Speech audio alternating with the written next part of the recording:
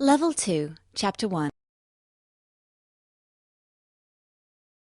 The stock market, like any other financial market, is a place where you can buy and sell assets, in this case, shares of a company.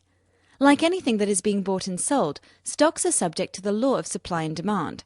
When the number of people who want to buy them increases, the price will go up, and vice versa. Some of the major stock exchanges worldwide are the New York Stock Exchange, NYSE, Nasdaq, the London Stock Exchange, LSE, Tokyo Stock Exchange, Shanghai Stock Exchange. Markets have different indices that indicate whether prices are rising or falling, e.g. S&P 500 Index, Dow Jones Index, FTSE.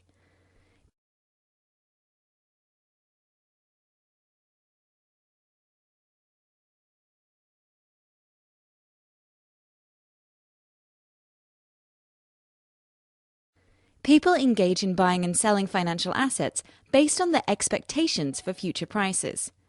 In forming expectations, a trader should perform analysis of the financial asset or instrument he wishes to trade. The analysis includes three broad categories: fundamental analysis, the analysis of real-world factors that affect asset prices; technical analysis, the analysis of charts and price movement that affects price; econometric analysis, the analysis of statistical relationships that affect asset prices. In order for your analysis to be helpful and trustworthy, it should be detailed and synchronized between the technical, the fundamental, and the econometric part. We will have an extensive focus on all of these categories throughout our manuals. As a starting point, we present you the principles of fundamental analysis.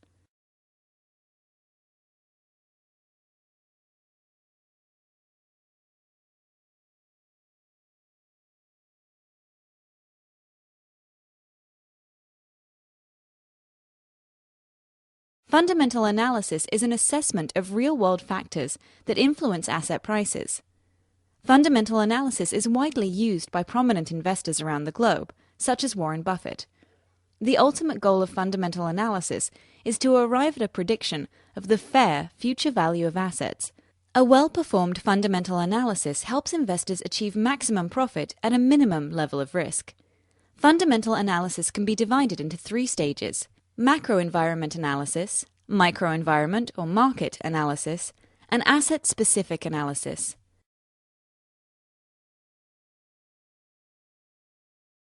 We live in an increasingly interconnected and dynamic world. Therefore, before making an investment decision about any stock, bond, commodity or currency, it is essential that a comprehensive analysis of all major macroeconomic, political, and social trends that affect financial markets be made. How to conduct macroenvironment analysis. Use a systematized framework such as PESTLE. PESTLE represents an instrument for analyzing trends that reflect the development of various macroenvironment phenomena.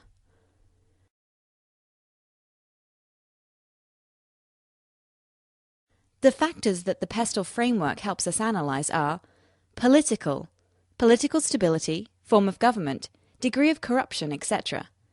Economic, exchange rate, interest rate, inflation, economic growth, etc. Social, population growth, population aging, immigration patterns, etc. Technological innovations, inventions, etc. Environmental, air pollution, climate change, etc. Legal, regulations in commercial law, consumer law, etc.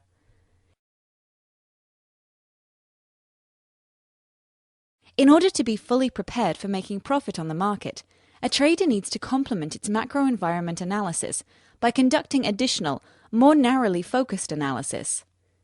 Microenvironmental analysis, also called market analysis, goes one layer deeper in exploring the drivers behind assets' price movement. Its goal is to reveal tendencies specific to a narrower scope and set of events. The factors that microenvironment analysis investigates vary according to the asset type we aim to analyze. The analysis for stocks is different from the analysis for bonds. When analyzing stocks, one of the most widely used approaches for microenvironment analysis is Porter's 5 forces model.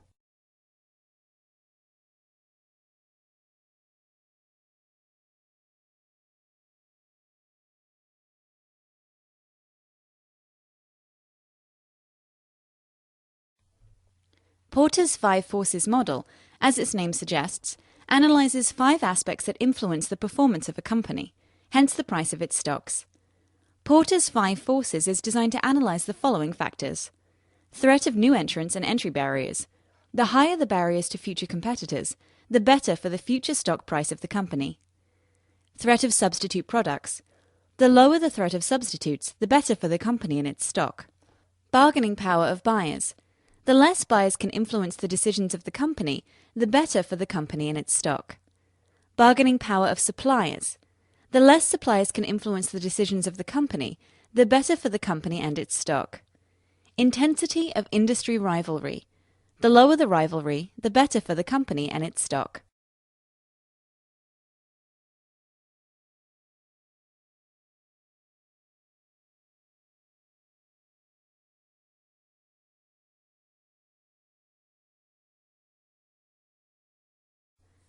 Asset-specific analysis is the most focused step of fundamental analysis.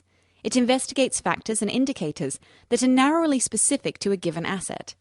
It is a must to examine the following features of the asset you wish to invest in: asset specifics, where the asset is traded, and what the commission fees are; historical prices, how the price has behaved in the past; price volatility, how much has the price fluctuated in the past; relevant risks, what specific sub-risks are relevant for this asset.